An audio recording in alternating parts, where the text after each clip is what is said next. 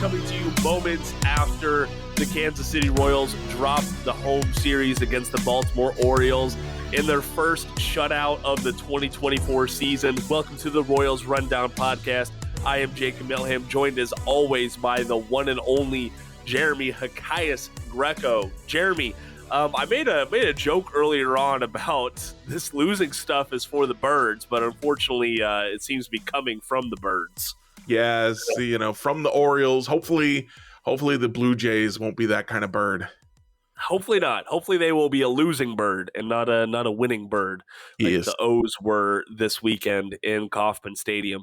Before we get into it, if you want more on today's game and more on just the Kansas City Royals in general, please go check out RoyalsReview.com. You can also follow them on X and on Facebook. If you were following them on X, you would know this interesting little tidbit about the recent slump for the Kansas City Royals. Did you see the run scoring differential that they posted, Jeremy? So I don't know if it was Max or who posted this, but they said the Royals offense has been kind of feast or famine so far this year going into today. So this is not counting the 5-0 loss today. They have scored 7+ runs 7 times, which is really good. 4 to 6 runs 5 times, also really good. Under 4 runs 9 times, so make that 10 times today. So yeah, it's really been feast or famine. So half of the time they've not scored runs, and half of the time they have scored runs. Half I'm the not time sure that I would like a gap in there to make me really feel like, oh yeah, they're always 7+ or 3 and fewer. But like the bunch that are 4 and 6, it's like they have a spread of games where they score different amounts of runs. So I'm not. Maybe that's just a me thing, but that's where I'm like, okay, sure. Sometimes they score some runs, sometimes they don't score some runs. All right. Okay, fair enough. But you're not wrong in that. Maybe.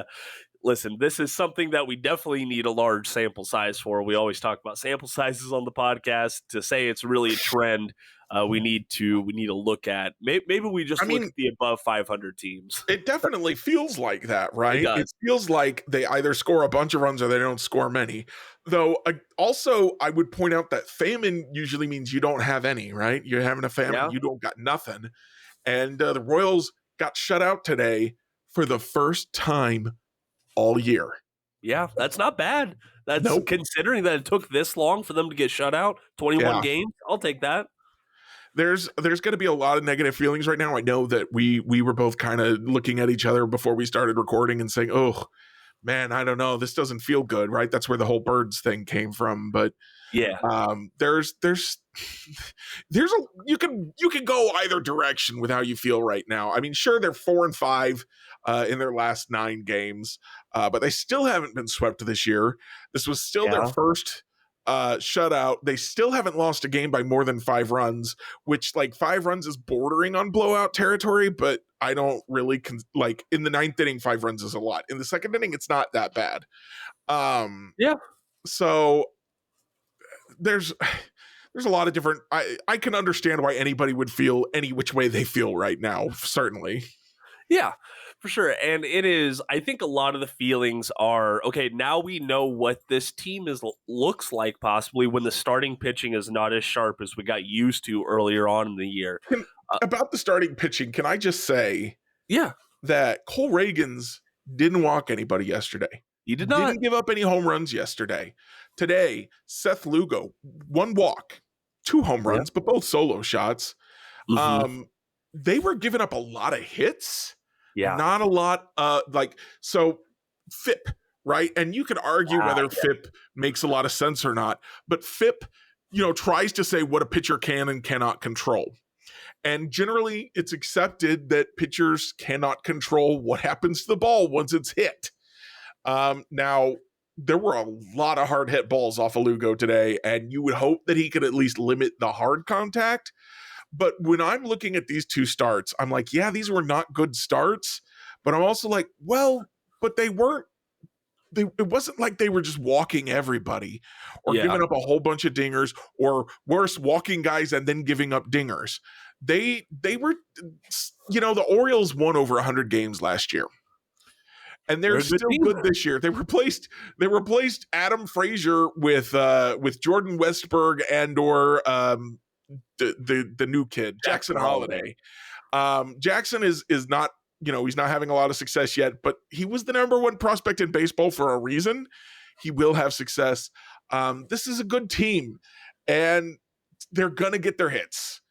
And they were talking on the broadcast today, and I don't always believe everything Rex and Ryan say, but looking at these stats, it makes sense to me.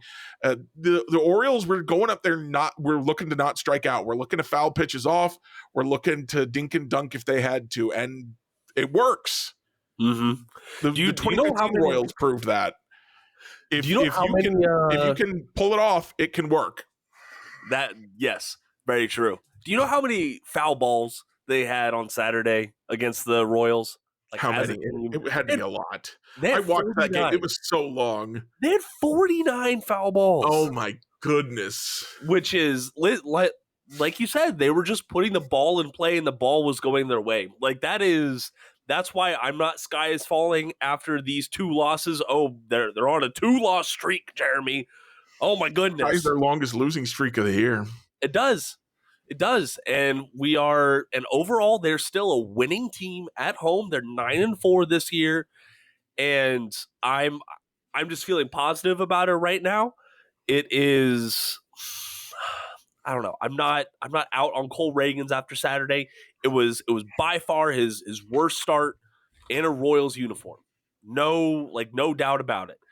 He got five outs, and 4 of them were by strikeout. Yep. Okay. Just I'm looking at the notes. A bunch of hits, not all, and a bunch of weak hits too. Yeah. Of the 9 hits off of Reagan, 6 had an exit velocity under 85 miles an hour, including 3 under 75.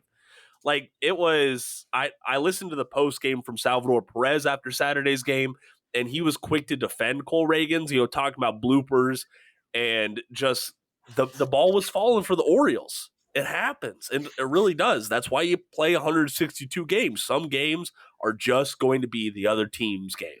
And I got to throw out there, the Orioles are averaging 5.85 runs per game this year. That's good. 3rd in MLB, 1st in the AL. They're a good hitting team. They're gonna get you. Oh man, it's so all in all, Royals dropped the series against the Baltimore Orioles. Only their second losing home series since opening day. So that's not too shabby. They're 2-2 in the series so far. They host the Toronto Blue Jays, so that should be interesting. Another AL East quality team. I'm not gonna the Blue Jays aren't as good as the Orioles. They're 3-3. They're 3-3 at home. Oh, you meant series. I thought you meant on this home stand. Oh, no. Yeah. No, they're but they are 3-2 at home. Who am I forgetting at home? Oh wait, no, the second White Sox series was an away series. That's my bad. Yeah. Okay. We'll get there eventually. We know what we're talking about. We'll get the White Sox again at home, right? That's how it goes. Hey, no doubt about it. The Royals they're sliding a little bit right now, and unfortunately, that is kind of because of the top half of the lineup. I feel like Michael Garcia did, he broke out of his slump a little bit on Saturday. He had a multi-hit game, so that was good to see. But Bobby Witt Jr. is coming back down to earth a little bit. Vinny Pasquantino is hot in his own right. I think he's on a 10-game hitting streak, which is really impressive. Salvador Perez had a very strong Saturday, tying his career high with 5 RBIs. But like MJ Melendez, Hunter Renfroe, like the bottom half of that lineup is not producing situationally like they once were. You know what I mean, Jeremy? At least that's how it feels. I know that's how it feels, though. I would point out that the Royals got 2 runners on with the 8 and 9 guys. That's true. In this one, and then the top of the order did not come up with anything. Though Michael Garcia hit that tar out of that ball to right field. He did. But I saw somewhere on Twitter that he has had a strong tendency to pull the ball on the ground, And when he hits the ball in the air, he hits it the other way, which is causing them to shift him like that. And it's leading to outs in the air the other way and outs on the ground pulled. So he's going to have to figure out how to spread that ball out a little bit more or something. I'm not sure what, actually.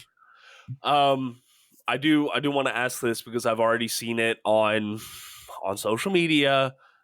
This isn't a time where we need to say, okay, Alex Zumwalt, you're gone. Nothing like that. Like, this is just a bad streak, Jeremy. That's all I'm seeing from it, right?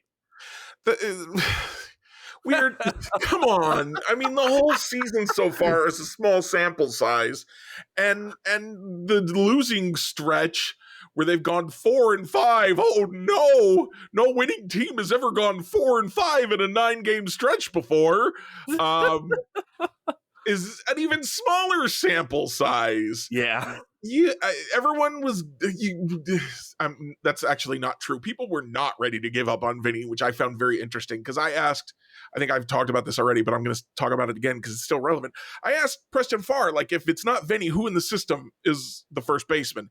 And he said nobody. But I had the real story there was how many people came after me saying, "No, Vinny's fine." I was like, oh, okay, I didn't say he wasn't. I was just curious, like, who's in the system if there's something wrong here. Don't talk about Vinny like that. Yeah, so people were still on Vinny, but they're out on Michael, and I'm like, he also hits the ball hard, and he's fast, and MJ is still hitting the ball hard, and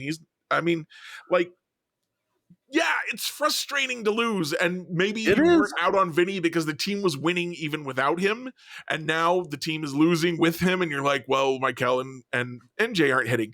But this is classic kind of overreaction stuff, where like sometimes you just got to take a deep breath and say, okay, do I really believe that these guys suck? Even though I thought last week they were awesome,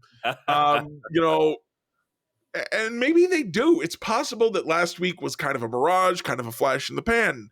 But like, I just want people to just stop for 5 seconds sometimes and not just leap to every single conclusion. Yeah, that's very true. I think we're this is something that baseball fans will get used to by, May, June, where we have more games behind us and we're not reacting to individual games like we would say a Chiefs game or a soccer match or something like that. Like this is why we have as many games a week as we do. Overall, the Kansas City Royals are still 5-5 in their last 10 games. They are still one of the best teams in run differential in the MLB. And then also, I still love talking about this. Their expected win-loss is at 15-7. Okay, they're getting very unlucky right now, and that's how it feels. They're still second in the AL. They still have an above-average offense. When you take in the whole of their offense, which includes guys like Garrett Hampson too, by the way, when you take their whole offense and compare it to all the other offenses, they're still an above-average offense. Not as good as the Orioles, but above average.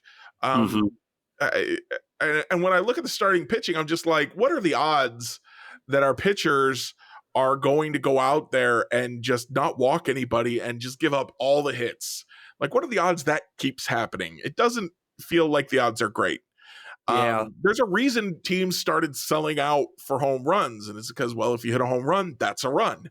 If you try to keep the line going, keep the line moving, as the Royals did in 2014, 2015, and what they found, I think, in 2016, 2017, was it's hard to do that. That's a bunch of hits in a row you got to get. You got to, not get unlucky with any of your hits. And then you hit a line drive, like, what's his face? Jackson Holiday hit a hot shot line drive with nobody out and Jordan Westberg at third base. Mm-hmm. And you hit it right at Adam Frazier. What you gonna do? Yep, you're just gotta take your lumps, and that's kind of what's happening with the Royals a little bit. I mean, we talk about this and people get tired of it, and I get it.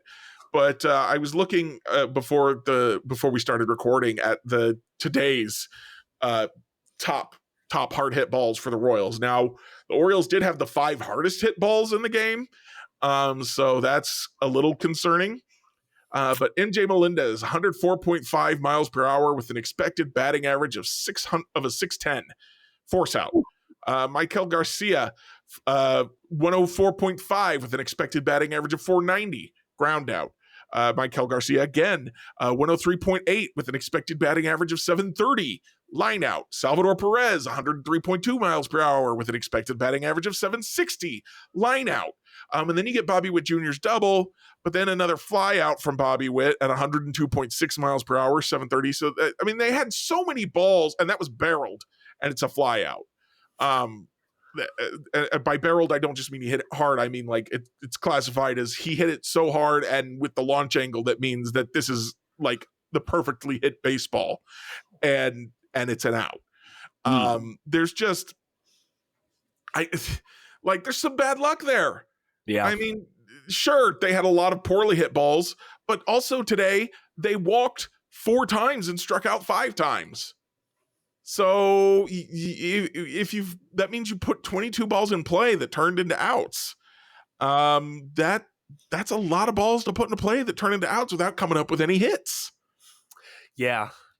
And you know what? I told you before the show, I wasn't going to rely on numbers as much this episode. Yeah, so I've come hard at you with the numbers, of course. Did you? I'm sorry. I want to make sure you didn't already say their BABIP as across the entire season so far, right? No, I did not mention that. So they have the 5th lowest BABIP across the entire season at .269. Like that's down there with the Athletics, with the White Sox, with the Marlins. Like they're getting some really, really bad luck when they put the ball in play. And like you said, they are walking at a fairly decent clip. The plate approaches up and down the lineup feel better than they were last year. There's still tweaking to be done. I mean, Salvador Perez walked twice today. Yeah. He's walked in each of his last 5 games. 5 Holy games. Holy cow, shoot off some fireworks. What is happening? Hang the banner. You're not old enough for Mark Quinn, are you? No, I'm not. Tell me about him. Mark Quinn was a left fielder for the Royals back in the late 90s, early 2000s. It might have been 98, 99. And he was a good hitter, at least for 1 year. He ended up kind of losing his place in the league because he got in a kung fu accident with his brother, got injured, and I don't know. What? And he just was never quite the same after that. But he was a good home run hitter, but he would not take a walk. Like, you think Salvi won't walk, Mark Quinn won't walk, and he went over 100 at bats or something insane without a walk. And when he finally got it, the stadium staff shot off fireworks when he finally walked again. Stop. No, I'm serious. It was insane. What if I told you that Salvador Perez had the 2nd best walk to strikeout ratio on this team right now? Better. Well, the first thing I would say is who's batting behind him, because that's a little concerning. But then I remember it's MJ Melendez, and yeah, he's been cold, but he was real hot early on. So yeah, I don't know. I don't want to pitch to MJ Melendez, even if he has been called, because what he did Friday night, he's ready to crush that baseball. He is. He really is. Vinny Pasquantino is the only player on this Royal squad right now that is walking more than he's striking out. Right behind him is Salvi, who has 7 walks now to 13 strikeouts. Wow. That's a pretty good ratio when you're grading on the Salvador Perez curve, if you ask me. Absolutely. And just I want to put a button on this. Unequivocally, plant your flag. The Kansas City Royals rotation, just the rotation, not the whole pitching staff. The rotation is still a top 3 rotation in baseball right now. Even after this disastrous past 2 starts, the rotation is still great. Okay? That is, you can't take that away from them. We'll see how they do against the Blue Jays. But even putting in the bullpen results, the pitching staff is great. I would put them as like a top 6 pitching staff. Yeah, you take Will Smith out of that bullpen and it's fine. It's more than fine. It's amazing without Will Smith. And even MacArthur and Schreiber have been lights out. Stratton has been very good. Yeah. Zerpa's been better than I thought he would be. I was really disappointed when he got selected to the roster, but he's been very good. Veneziano's looked good the last couple of days. Even Matt Sauer only had the one bad outing, which was his third appearance in 4 games after he's been a starter his whole pro career. So that was probably just asking a bit much from him. Yeah, probably. But Nick Anderson hasn't been great, but if he's your last or second to last guy in the bullpen, which is probably where he is right now, third to last, because Will Smith and Matt Sauer are probably both behind him, then he's fine. Yeah. And again, they've got guys waiting in AAA that are they're ready, man. And Will Smith, I don't think is going to get many more chances before they say, listen, buddy, you got an injury. Sorry to tell you. we did a scan while you were sleeping. You got an injury. Going on 60-day IL. All right. Tell me where it hurts. It hurts somewhere. Tell me where it hurts, or I'll tell you, if you know what I mean. I've got a baseball bat. We've got a lot of baseball bats in here, actually. Wow. You are unhinged, Jeremy. You are absolutely. There are no hinges on me. It's true. Well, hey, you're talking about some of the guys that are waiting to take Will Smith's spot in the bullpen. So we got to talk about your boy Walter Pennington real quick. Did you like that transition set up for you? Did you like that? You know what? I absolutely loved it, because this guy, I will tell you what. First off, there are a lot of relievers doing great work. At least 3 off the top of my head. Yeah, you are not what's the word? You're not embellishing there. Walter Pennington is doing very good work. Will Klein, underrated, still making a good push for the big league club. But guys like Sam Long, Tyler Duffy, Dan Altavilla, which I would not have thought that he would still be pitching competitively right now. But I just remembered what his name reminds me of. What? Alta Vista. Oh, the search engine back in the day. Back before Google killed all the search engines. Yeah. I miss Ask Jeeves. I really do. It was fun. I did not like Ask Jeeves, because I asked Jeeves questions and Jeeves was like, what the freak are you talking about, man? Like, hold up. Wait a minute. But yeah, so, all right. I'm honing in on Walter Pennington because I think that when Jordan Lyles went on the inactive list, I think he should have been the guy called up. But of course, he's not on the 40-man roster, so you would have had to make some other moves there, of course. Right. But he's kind of the most deserving person, I would say. 52 total batters faced. He's striking them out at I'm looking at this, number 12.83 strikeouts over 9. Oh, okay. I thought you were going to give me the strikeout percentage. I was like, 12.83 is not good. What's happening? My bad. So here, let me put it to you like this then. Faced 52 batters. He struck out 19 of them. Oh, my goodness. Does that sound a little bit better? Yeah, that's got to be close to 40%, right? It's you can do the math real quick, but he struck out 19 of them and only walked 3. Only allowed 3 earned runs all year. He is doing very, very good work, and I am hearing some more calls for him to be on the major league roster sooner rather than later. Like these are the guys that you have to give hope to be 36.5%. Say it again. 36.5%. Wow. That'll play. I mean, listen, it is. By the way, 5.8% walk rate. Think about it like this. Walter Pennington is more likely to strike out a batter than Nick Prado is to strike out himself. Like that's a pretty good ratio if you ask me. Prado, he just got shot down. He wasn't even part of this conversation. He's like, boom, dead. Catching strays out here. Oh man. But I like Walter Pennington. You were on him well before the season started, so I thought we had to talk about him. Purely by accident. I'm going to own that one for everybody. Purely by accident. I added him to my bullpen list because one of the people I wanted to add there wasn't on the team anymore, and I had to do it in a hurry. And I was like, Walter Pennington, sure. That sounds like a guy I could name. Not to be confused with Chad Pennington of the New York Jets. Oh, gosh, no, please. Please not him. Anyone but him. All right. So I'm going to try to transition this. Speaking of confusion, let's talk about MLB umpires this past week because things have been bad. Things have been really, really bad. Yeah.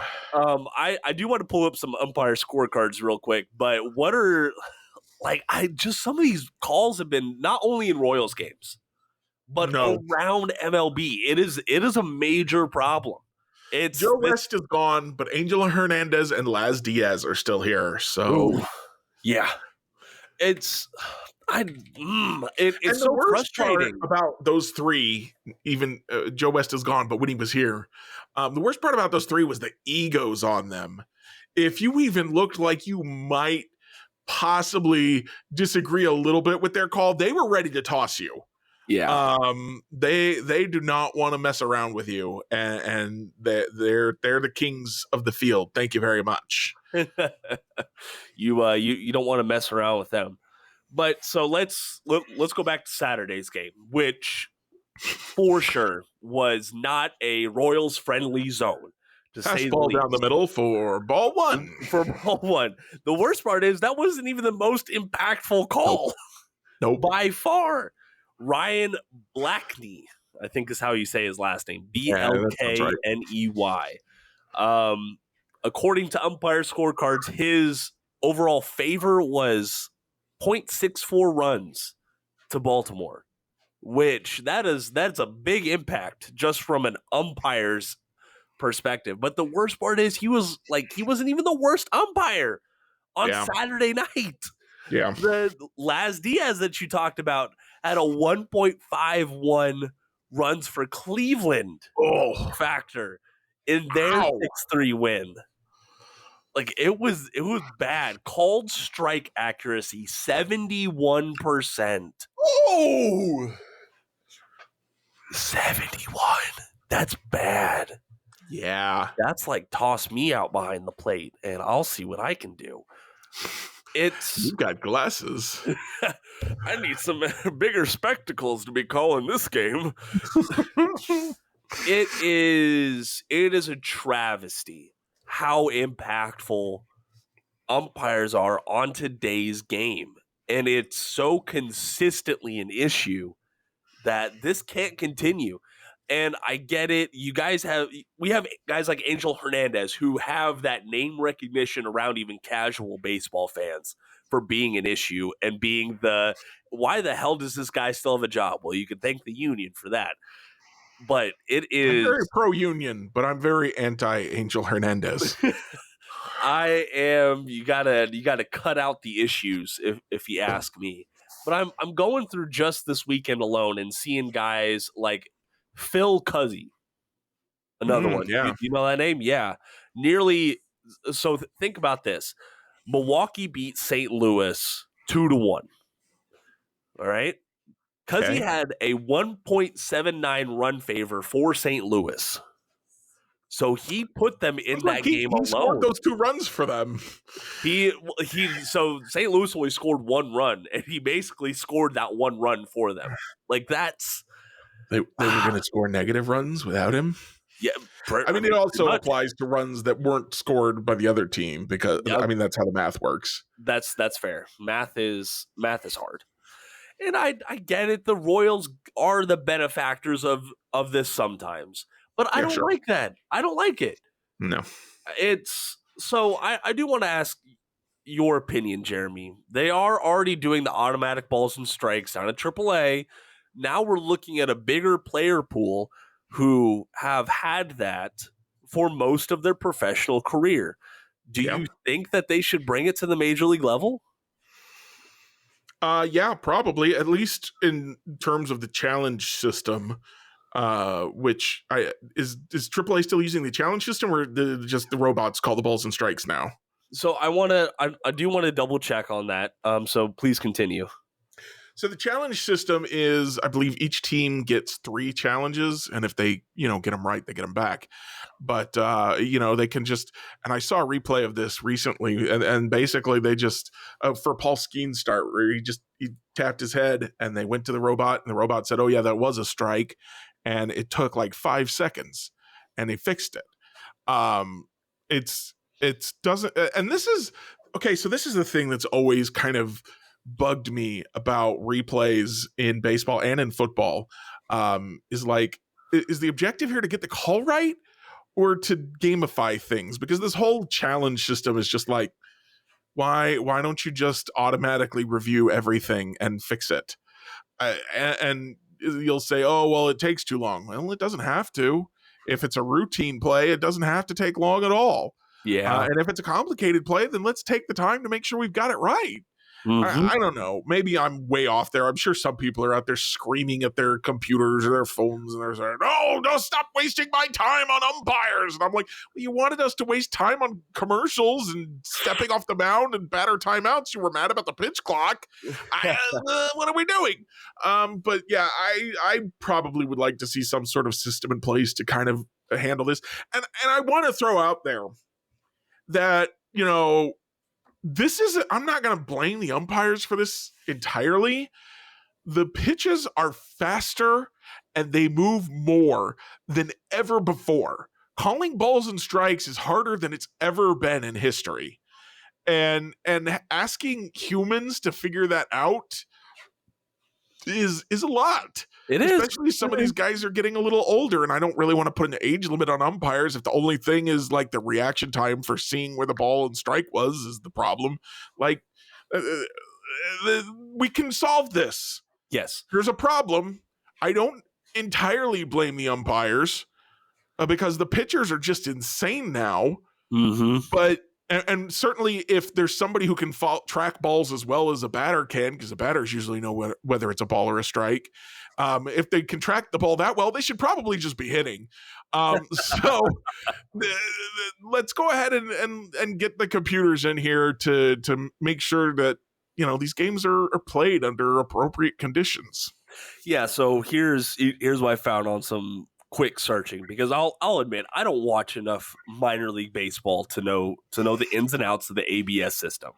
So this is what I found on Baseball America. Quote, the ABS challenge system will be in effect for Friday through Sunday games in AAA and in FSL parks. That's the Florida State League. So what it is, the home plate umpire will call pitches, but the batter, pitcher, or catcher can appeal their strike call. The ABS system will then rule on whether the call stands or is overturned. Each team gets 3 unsuccessful challenges per game. Yeah. I think that's fair. And like I said, I watched a replay of how it worked in AAA with Paul Skeens this year. It went fast. Yeah, it's immediate. Like you can implement that, and the umpires can still call their balls and strikes, because I do believe that the union, and it makes sense, I think, for the union to have a vested interest in not removing things from the umpires. When you start stripping their responsibilities like that, you start stripping their power, makes everything more difficult for them on the field and off the field. Yeah. So I would totally understand why the union would be opposed to taking that away from them. But if you implement that challenge system, and here's where the challenge system actually makes sense, is you don't want the batters and pitchers challenging every pitch. Yeah. So it's like, all right, you have, as long as you're getting it right, you keep going. Which is another thing with the NFL, is like you have to get both of those challenges right if you want your third one. Correct. And it's like, well, if I get one of them right, I should just get it back. But no. So with the pitching one, you like you said, you get it back if you get it right. So Mm-hmm. I would definitely be in favor of that. It would not extend game time. It would not impact much as far as gameplay or the viewing experience, especially. So yeah, just do it. Let's go. And this is one way where baseball is so very different from, say, football, because this isn't, the umpires aren't out there calling penalties, and they are, it's not up for opinion. It's very binary. It's either a ball or a strike. So, like you said, I get why the union's This against is it. not like a catch in the NFL. Yeah. It's well, we're now on the is it a catch or is it a ball and a strike? Like that's the debate right now, it seems, in baseball. Um, I don't know. It's they're making so many good. I feel like they're making so many good changes around baseball right now for the health of the game, and we're seeing more interest in the sport than in recent years. And I think that the umpires are having a big negative detriment on the overall viewing experience. So fix it. Yeah, and we it's so obvious that we have the technology now Yeah. with the strike zone overlays that we get on the broadcasts. So it's just like we know now. We didn't always know before. We were also kind of guessing watching at home. And Mm-hmm. gosh, watching at the stadium, I listened to some of these people just scream and Yeah. holler about call. I'm like, no, that was a foot outside, everybody. Just Yeah. calm down. So like we were always guessing. We're not guessing anymore. There's no reason the umpires should be either.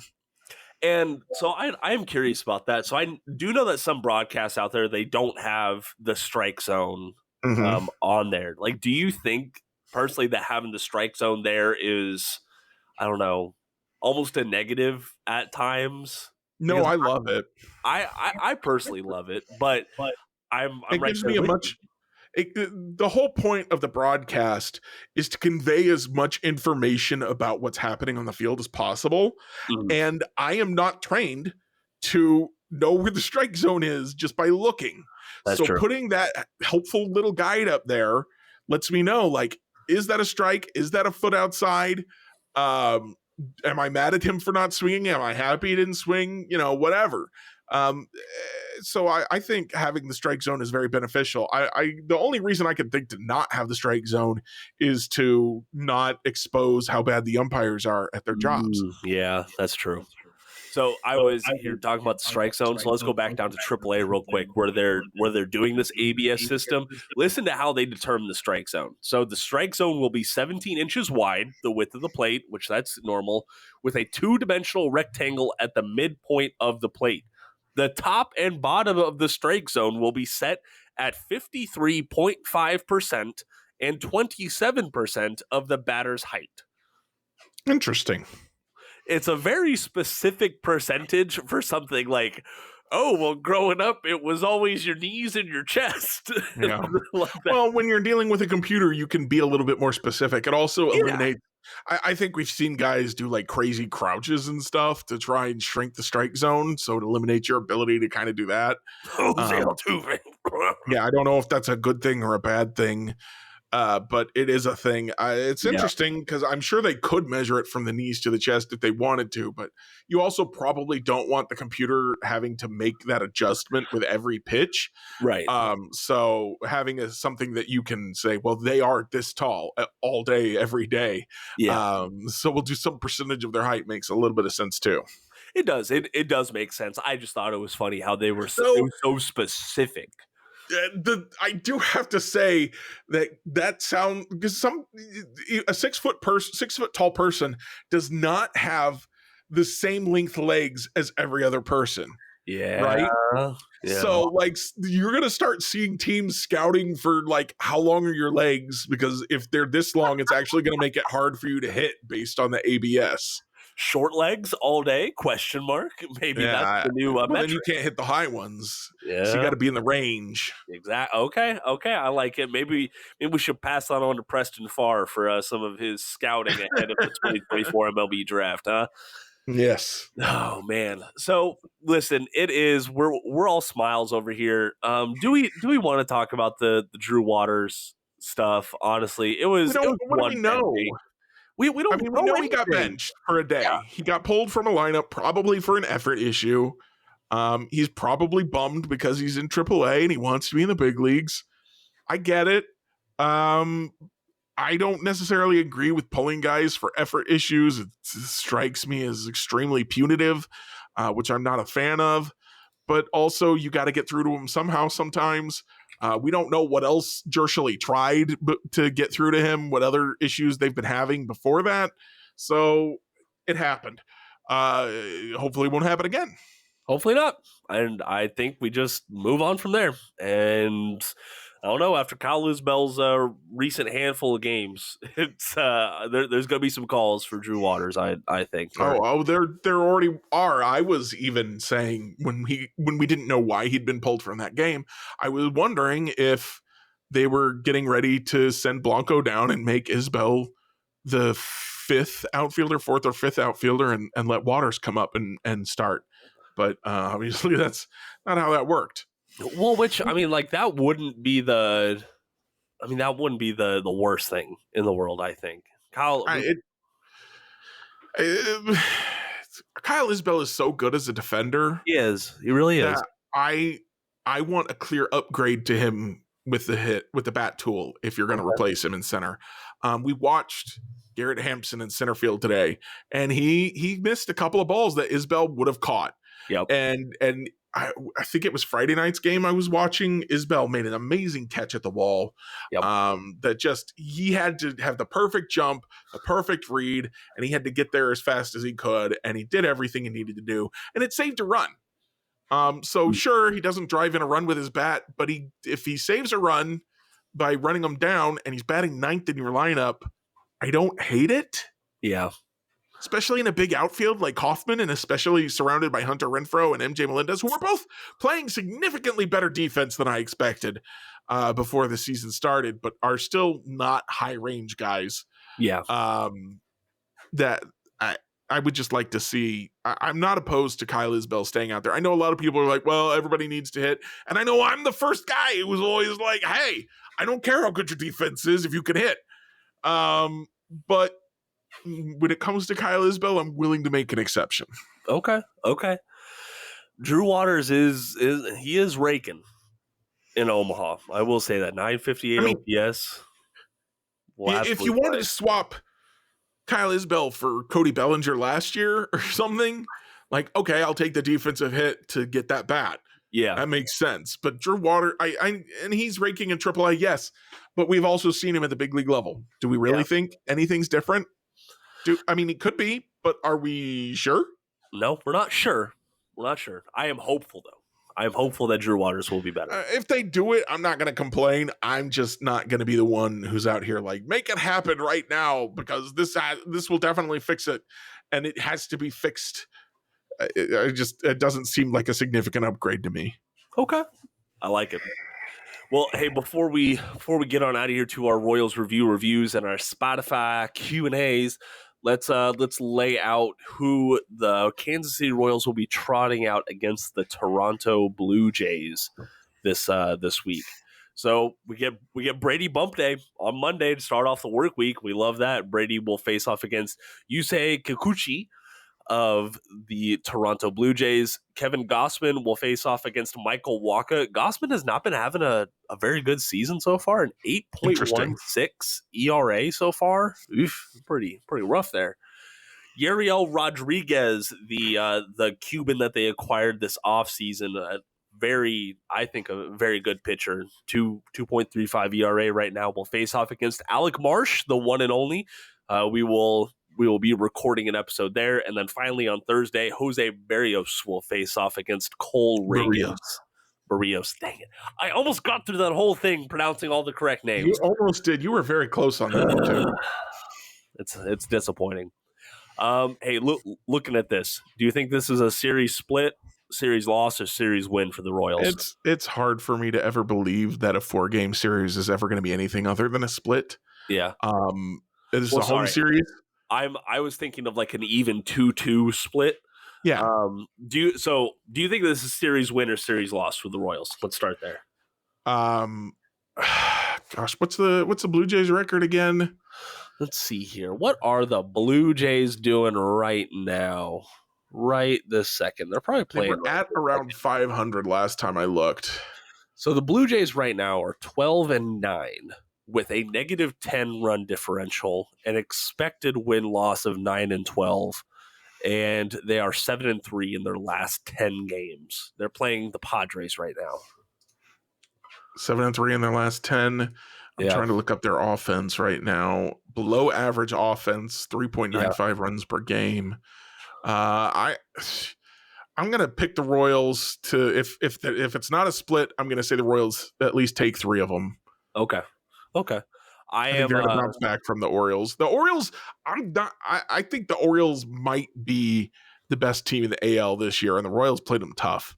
They did. So the Blue Jays are not the Orioles. I think the Royals have a chance. Sunday was the only game in the Orioles series where the Royals were like definitively out of it. And I was ready to turn the game off Saturday. They got down 7-0, and I was like, can I write the annual go do something else article for the blowout? I was thinking about it, and then I didn't do it. And then I was real glad I didn't, because I would have looked real stupid. Yeah, that would not have aged very well. I have a gut feeling this is going to be a 2-2 split. That's usually what I would expect. Yeah. Out of a 4-game series. Yeah. We can't all have 4-game sweeps in Kauffman Stadium, I guess. Thank you, Chicago White Sox, again, for being so absolutely terrible. So this is going to be a good, I think people talk about, playing the Orioles is a good litmus test because they're a good team. Can you beat a good team? Okay. The Blue Jays are also a good team. Not a great team, but a good team. Mm-hmm. I think the Orioles are better than people think they are. So I think the Blue Jays are a more interesting test, because if you can take 3 out of 4 from the Blue Jays, then it's like, okay, well, maybe the Orioles are just the Orioles and they're just really good. Yeah. And you can still beat good teams. Because let's zoom out for a second and look at the teams that the Royals have lost against definitively. The Twins are so much weaker right now than they were on opening day. You've lost 2 series against the Baltimore Orioles, 1 on the road and 1 at home. And the Mets series, the Mets series, that I kind of chalk that up as an outlier. That was just a weird series. They easily could have won Sunday's game. The umpiring did not help them again. But they also got a little bit unlucky. Now, Friday night's game, that was kind of a bummer, the 6-1 game. But that third game could have gone either way. So true. So, and then if you get to this point where you win the series against the Blue Jays, like you said, then you can start saying, okay, then it's just really the Orioles who have the Royals number this year. Yep. And I didn't think about that before, Jeremy. I would feel a lot better if this team wins the Blue Jays series. Yeah, I'm certainly feeling the downs right now, feeling the bummers, not the Aaron bummers, just the bummers. But I really do. I feel like it very well could be that the Orioles are just really good, and they're just going to be a hard team to beat for everybody. And so you can't win every game. Yeah, they almost won all 3 games in Baltimore. Yep. They had leads in those games. The bullpen was still kind of finding its feet. Mm-hmm. It happens. Yep.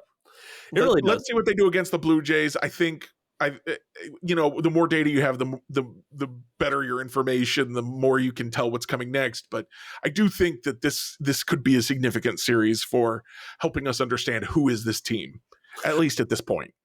I couldn't agree more. And if y'all want more insight ahead of the Toronto Blue Jays series, or if you just want to chat with other Royals fans down in the comments, go check out RoyalsReview.com. The game threads are up before every single game. There's a wrap up after every game. It's just a great place to be and a great place to connect with other Royals fans. Jeremy, how do you feel about, we'll get through our Q&As real quick and then we'll get to our reviews, huh? I'm excited. I love these Q&As. Well, we have a ton of them. So on our last episode, I asked, what is one positive you saw from the Royals during their road trip? So we got 7 responses on there, and then I'm going to go through the game recap stuff from last night, since this is kind of qualifying as our game recap. So Fistifer says, starting pitching is good again. Royal Rupert says, Seth Lugo, the dude knows how to pitch. It's like having Tim Belcher on the team again. Which I remember Tim Belcher. Is that a good comparison? Like that? It is a little like that. Tim Belcher, he would get some outs. He would pitch tough. He also sweated a lot. I don't know. That's just, I remember him being really sweaty. Okay. Ginger620 says, we went 500 in 6 mostly competitive games. Vinny is back, and Salvi apparently has the hips and groin of Wolverine with how quickly he healed up. Listen, I don't want to think about that, but yeah, probably so. Aaron Bailey says Salvi looks good and Bobby Baseball is the real deal, and the pitching has been great. Stanger looks angry on the mound, and that is awesome. See, like, sorry, Aaron, I don't mean to put you in the microscope, but do you see how quickly things can change within that was 3 days ago? That was 3 days ago. Like, I mean, we've had so many games since then. Like, nobody would say Bobby Baseball is the real deal after the homestand or the series he just had against the Orioles, you know? Yoni Schwartz says pitching has continued to be solid. Plus, Vinny and Salvi are impressive at the plate, and Bobby Wood Jr. is going to get hotter with the weather. I'm still feeling good as we head home. Zach says Royals continuing to show that so far they're decent to good at baseball again. Yep, couldn't agree more. And then finally, Luke 57 says starting pitching is still rolling. Salvi not having a serious injury is huge news. That home run makes me feel so much better. Just need more consistency from the offense. And we saw that against the Orioles, to say the least. So if y'all are unaware, we have the Royals recap up after every single game, except, when we're recording the podcast like how we are now. So after that, I ask you all, what did you think about this game? Christopher says, no opposing lead is safe from this year's Royals, and that's how it felt after they came back from 7-0 to actually make it competitive again. And then Luke 57 also says, after the second inning, I thought this game was over. Holy Royals. This is a different team. Last year's Royals lose this game 14-1. Bounce back tomorrow and let's roll. Well, unfortunately, Luke, they're doing one of those two things and they're only rolling. They ain't bouncing back. Oh goodness, Jeremy, always good to hear from our listeners, even if the takes don't age as well between episodes. You know what I mean? Oh, you want to get to Royals reviews? Yeah, let's do it. All right, what you got for a review tonight, man? So last night I watched the Netflix movie Nimona with my girlfriend. We had a really good time. It was a very cute movie, very fast paced, which I think a lot of people will really like.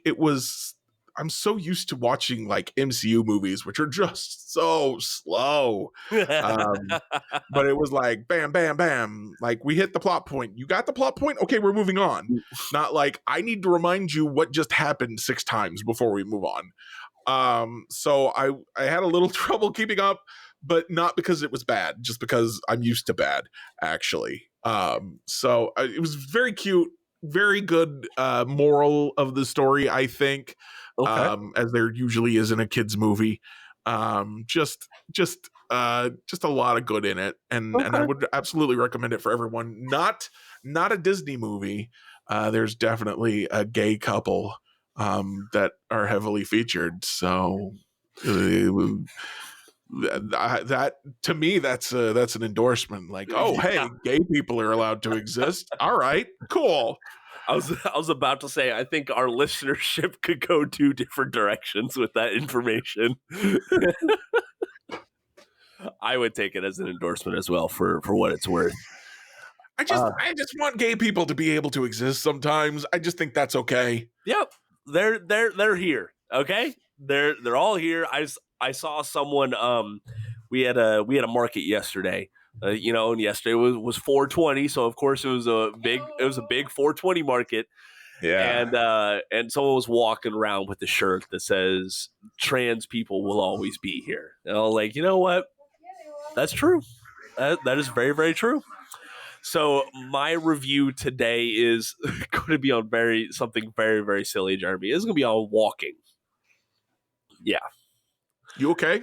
I'm okay. I'm okay. So hear me out on Turning a Vinny Pasquantino on me? Taking some walks? No, I'm more of an Adam Frazier right now. I'm kind of walking when I shouldn't be. Okay. So to put some perspective on it, I took Wednesday off of work, and Gasp! The capitalism! You failed it! I did. You had to do things for me. I did. I had to help out Honey with some things. Well, the wife trumps the capitalism. It does. It does. So what I had to do is I had to drop one of the things I had to do was drop the car off at a U-Haul spot to get the trailer hitch installed and things like that. And I had to wait around for a few hours, and I pulled up my phone and it said I was 4 miles away from the house. And I was like, you know what? I'm just going to walk home. And I walked home. I did. I made it one piece. And you know what? It was at the perfect time of day where it wasn't too hot. It wasn't cold. The Royals pregame was on. I got to listen to a little bit of the Royals game on the radio. And overall, it was a good walk. Okay. I haven't walked like that like since I was a kid during the summer, where you don't have nothing to do. You have to be out of the house and you have to be anywhere else but on your own property. So I thought it was kind of nice. It was serene to just get out and walk and not feel like I'm in a rush for once. So if you just need a little bit of peace and quiet, I found mine on a 4 mile walk. You don't have to walk 4 miles, but walking might help you. You know what I mean? If Jeremy, you say so. Yeah. Hey, to each their own. To each their own, man. They say a little exercise never hurt anybody. Well, I'd rather not take that risk. Hey, listen, you can have that mindset until it does actually hurt you. I've had that way too often. End up coming home with ice packs on my knees for the rest of the night. It's just not very fun. Jeremy, anything else before we get on out of here, man? I feel like there was one more thing I wanted to mention, but I have completely blanked on what that was. So, yeah, maybe we'll talk about it next time then. Let's go get some Royals. Let's get some wins against some Blue Jays. Come on, guys. I know, right? Royals always trump Blue Jays. Oh, okay. Bobby Witt Jr., Lightning Player of the Month for MLB The Show. That was pretty cool.